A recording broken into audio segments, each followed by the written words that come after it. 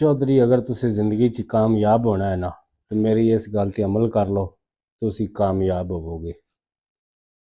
गल है कि ज़िंदगी तुसी एवें गुजारो जिमें आटो रिक्शे वाला गुजारदा है। आटो रिक्शे वाला पिछू ट्राली आवे, पिछू ट्रक आवे, पिछू गड्डी आवे, पिछू ट्राला आवे, ओनू कोई परवाह नहीं।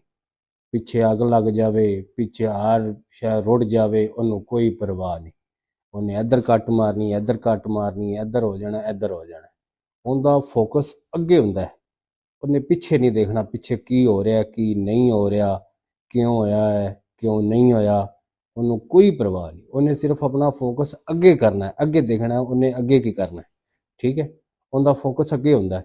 सेम उस तरह तुसी भी पिछे नहीं देखना, पिछे की हो रहा है, लोग की कह रहे हैं की नहीं कह रहे, खसमां दा सिर खावन।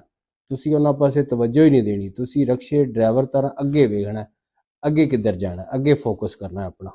पिछे मुड़ के नहीं वेखना किसी हल, पिछे की कह रहे हैं, रिश्तेदार की कह रहे हैं, दोस्त बेली की कह रहे हैं, जो मर्जी कही जाओ।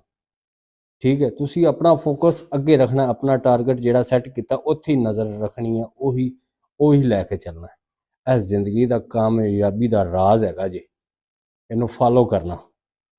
शुक्रिया।